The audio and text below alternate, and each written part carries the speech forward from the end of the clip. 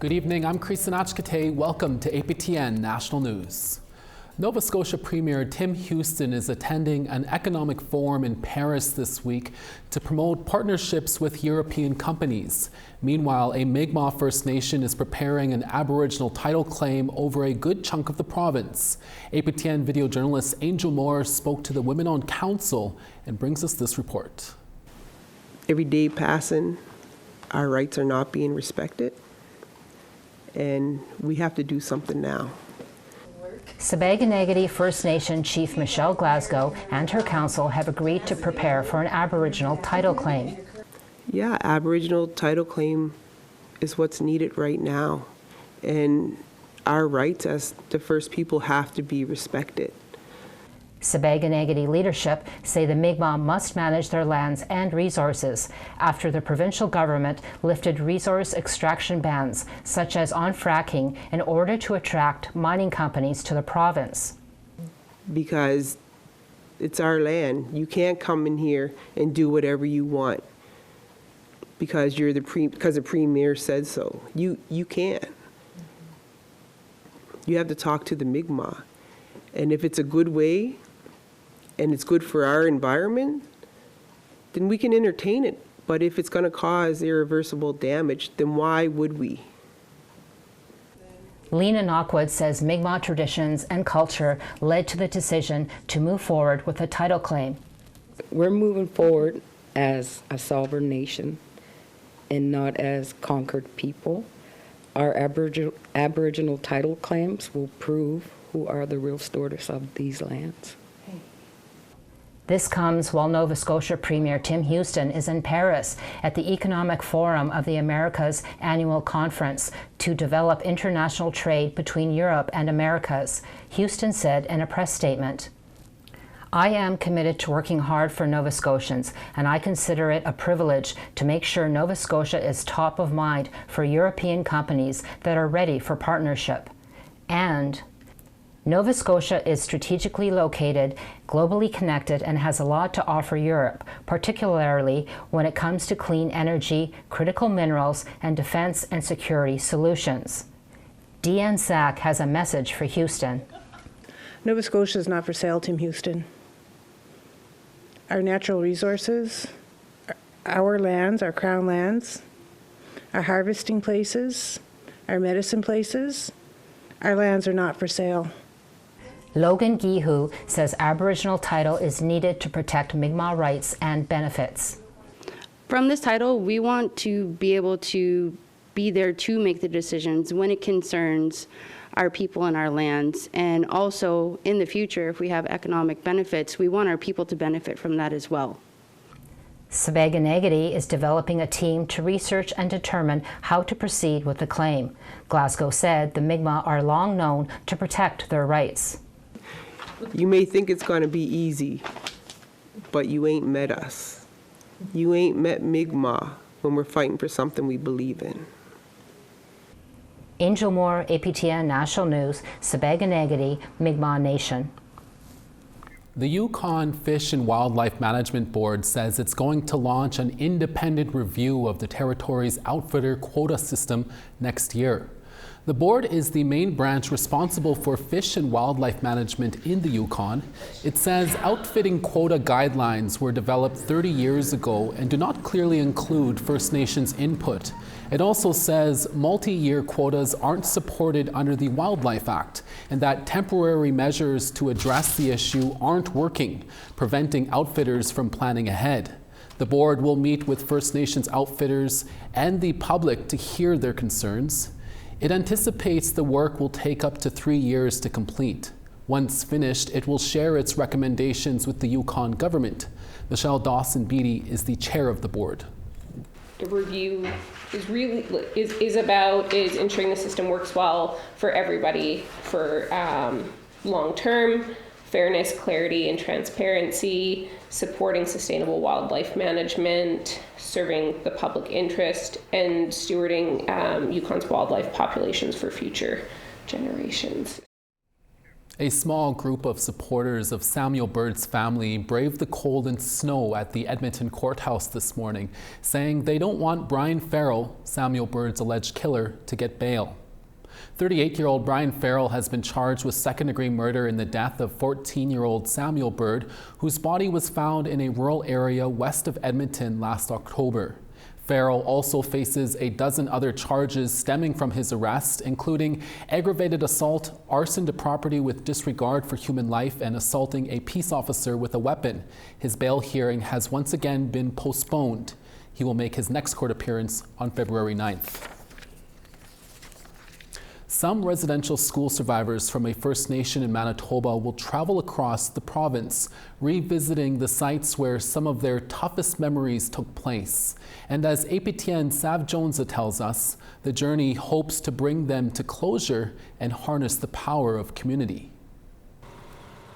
Roughly 4 dozen residential school survivors have arrived at the first stop on their journey to the not-so-distant past. The Lake Manitoba First Nation residents are embarking on a tour of residential school sites in Manitoba, beginning with Fort Alexander in Seguin, Anishinaabe Nation. We started with Saging because in keeping up with the way of our culture, everything starts from the eastern doorway. So Saging is our eastern doorway. This is our first one. And like, what a doorway. Funded through the federal government, event coordinator Delma McLean says the goal is for the group to visit every residential school once attended by its members to help them in their healing journey. There are about 6 living survivors of Fort Alexander in her community, but some chose not to attend this event due to trauma. A lot of anticipation, a lot of stress, a lot of anxiety. They have still a lot of bad memories that they've suppressed all these years and they have not talked about them.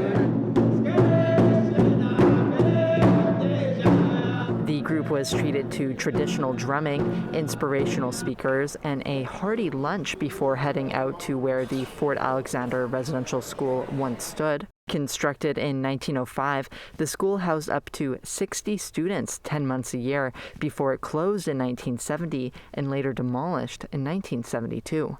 There was debates about whether or not it should have stayed up or not, but I think the majority of the residential school survivors would much rather forget the building, and not have to see it because so much happened to them in those schools. The school grounds are now home to a band office, the Catholic church which ran the residential school, the graveyard, and an open field. Elsie May Toyashing attended Fort Alexander with her brother for roughly 4 months when she was 15 years old. Well, I'm sure happy to come and see, but it's so different from 65 years. Mm-hmm. A lot different. You cannot even see before there was no buildings, just the school itself and a few other buildings. She says though her time there was short and mostly positive, she did witness another child get hurt.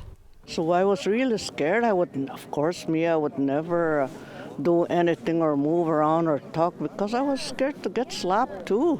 Though many of the residential school survivors gathered at the site attended different schools, they took the opportunity to acknowledge the Fort Alexander students and put to rest some of their own memories. I hope that they leave what happened to them here, that they have a forgiveness, a sense of hope. McLean says Manitoba had 18 residential schools, and her group will journey to see more of them in 2026. Sav Jonesa, APTN National News, Winnipeg. We want to hear what you think about the story you just saw. Here's how to continue the conversation with us. If you have a story you want to share, send us an email to news@aptn.ca, and to read and watch our stories, go to www.aptnnews.ca. You can also find us online on your favorite social media sites, including TikTok, YouTube, LinkedIn, and X. Follow us at APTN News to join the conversation and see our latest stories. There is some new developments underway in Ontario regarding the proposed development of the Ring of Fire. We'll speak with one of the chiefs in the middle of it right after this break.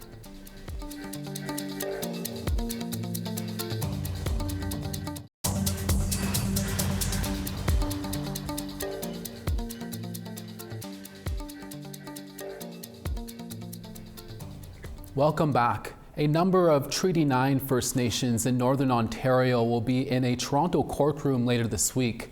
The province of Ontario is trying to quash the legal case launched against them by the First Nations over the federal government's Bill C5 and Ontario's Bill 5. Both pieces of legislation are meant to speed up projects seen as being in the so-called national interest, including the Ring of Fire in Ontario. The First Nations see the legislation as a threat to treaty sovereignty and the land. Kitchiname Gusib Aninawug is one of those nations who filed the legal action. Chief Donnie Morris of that First Nation joins us now. Chief Morris, thanks so much for taking some time to speak with us. You're on your way to Toronto for a legal case before the Ontario Superior Court this week. Can you tell us about the court case and bring us up to speed? Well, this court case has to do with Bill 5 and C5. We feel, along with the other chiefs, I'm hoping that everybody will be there. Our goal is to try and tell government, there's a three-way process, even with KI. We signed treaty with Canada, Ontario, July 5, 1929, and we got to stick to that treaty we signed. It's not only for two governments. There's a three government, which is KI government. And that's our goal, is to prove to them, prove to the courts, we need that legitimate discussions between the three parties if we're going to talk about economic development, and don't shove us to the side. And Chief Morris, can you explain why did Treaty 9 First Nations bring forward your legal challenge? Trump is not the answer to everything. I think that's what triggered it. Trump this, Trump that. So we're coming there to trump this Bill 5 and C5. Prime Minister Mark Carney and Premier Doug Ford are expected to sign a deal on Thursday. It's meant to reduce regulatory burdens on large projects, including the Ring of Fire. What are your thoughts on this deal and its timing?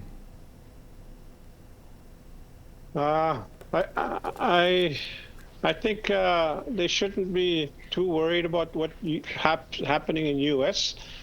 I think with the governments, Canada and Ontario here, there are treaty signatory governments that signed. We need to be included in these processes, consultation, to consult with us. I mean, even when Prime Minister called for the chiefs to come meet, I think he should have called the 1 to 11 treaty signatories first to really hammer out what we're going to put out to the rest of Canada. And it's been said previously, Chief, but can you explain what's at stake here? At stake is I'm going to lose the authority, even though it's a struggle every day trying to prove to Ontario we have legal sovereignty up here. We have our homelands. We have everything. The treaty that is stated as it is on paper is not accurate. There is the other side of oral history that's been passed down to share with these Europeans that are coming into our territory. And I think we've been doing that pretty good, accommodating them. Now that we want to say, hold on, I think you guys are going too fast. We need to be players beside you guys. Finally, Chief, you mentioned it a bit here already, but what is your message to the federal and provincial governments on how things are playing out right now? I think it's not going out as I would have thought it would be put out to us. Like I said, I want to be a part of the process. I need to know what kind of funds are going to come to our communities in Northwestern region, which is Treaty 9. How are we going to work with the other surrounding communities in development, water, the species at risk, these type of things. We're the stewards of the land. We know what's happening. We see, we live it, we breathe it, and I think it's these bureaucrats sitting in their offices and with pen and paper and a map. They gotta get out from their desks and come up north and start meeting with us. That's what I would like to see happen. Do you think also, Chief, do you think there is some divide and conquer politics happening within Ontario and the Ring of Fire here?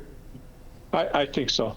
I mean, if that's the number he's giving out, 39.5, I'm still waiting for my 39.5 for them to endorse the withdrawal lands that I'm really pursuing for so many years in the past.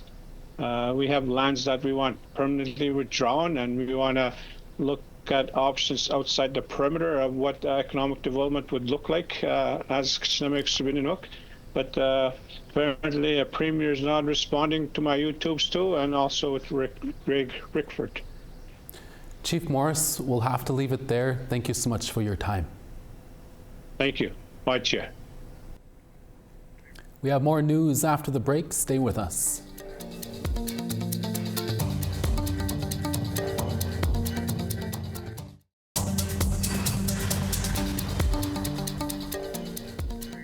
Welcome back. Time now for our photo of the day. Sundogs were on full display in this photo by William Moore. William found himself waiting in a Winnipeg City parking lot and noticed the view and then thought of us. They say when you see sundogs, it's usually a colder day or it's expected to get even colder. Thank you, William, for the photo. For the chance to be our next photo of the day, send us your pictures to share at aptn.ca. Time now to take a look at tomorrow's weather forecast. On the east, Fredericton 2, Charlottetown 2 and sunny. -11 in Happy Valley, Goose Bay, Cartwright -5. -1 in Quebec City, partly cloudy in Saguenay at -1. 1 in Ottawa, Sarnia showers and 4. Sioux Lookout clear skies and -12, Wawa flurries and 1. Churchill -28, God's Lake -24. Winnipeg -16, Barons River -22. -14 in Regina, Saskatoon -15. Buffalo Narrows -19, -23 in Uranium City. -20 in High Level, Fort Chipewyan -21. -1 in Medicine Hat, 2 in Lethbridge. 2 in Penticton, Bella Coola -3. -20 in Fort Nelson, Dease Lake -22. -36 in Beaver Creek, Whitehorse -29. -22 in Fort Simpson, Trout Lake -19.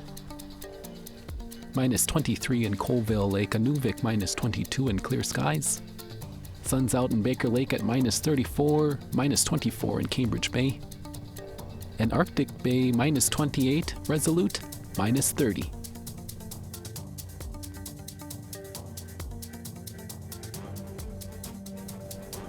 Indigenous culture took center stage recently at Ottawa's National Arts Centre for the 8th annual Indigenous Art Market. The market showcases the diverse creations from Indigenous women artists from across the province. CTV's Camille Wilson reports. Showcasing talented work from Métis, Inuit, and First Nations women artists. There is a lot of authenticity, there's a lot of beauty and creativity with these people. The 8th annual Indigenous Women's Art Market with more than 50 local vendors at the National Arts Centre. I carve antler makeup brushes and as well as jewelry. I source my antler from Indigenous hunters across Canada, and I take the deer antler and cut it down from the whole rack. Paintings, crafts, mittens, moccasins, and more. Jenny Lee Nottaway says she started beading at a young age. My materials that I use, it's moose hide, so it's part of our culture to harvest as much as we can from the animal. Divya Kamala Kanan says she loves to support and learn about the Indigenous culture. I'm a person who likes to know the history behind stuff. I'm meaningful, I'm intentional. I don't just buy things from big box stores, and I want to support the local economy. And I think these people here have really worked hard. The event is part of the NAC's Indigenous Theatre programming. It's really important for us to be able to engage with the community, to support artists, local artists, and Indigenous women specifically. And yeah, it's an awesome opportunity to see what people are creating in the community. Through each art piece is an Indigenous story told, traditions passed down. It's very empowering. It gives us a chance to show off our creations. I started learning at a very young age from my grandmother.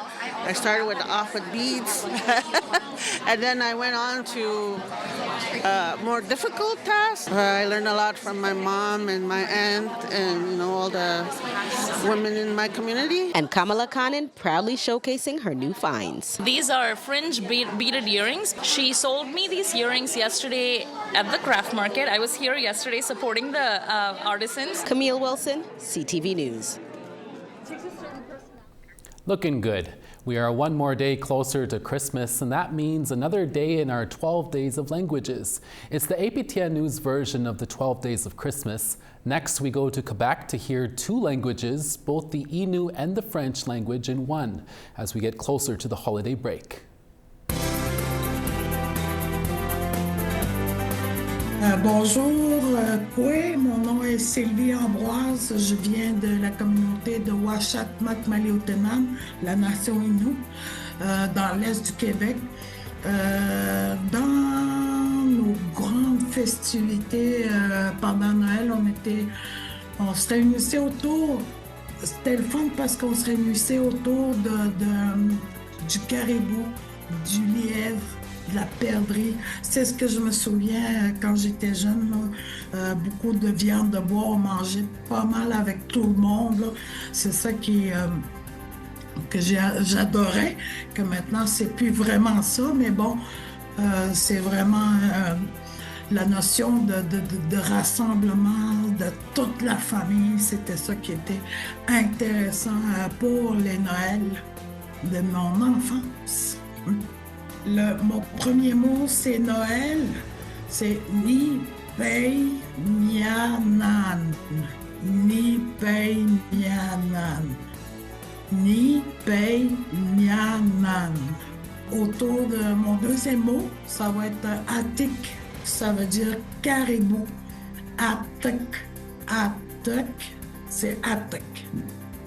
Mon troisième mot, c'est le mot lièvre. C'est Wabush. Wabush. Wabush. Je souhaite à toutes les communautés autochtones du Canada un bon, joyeux temps des fêtes.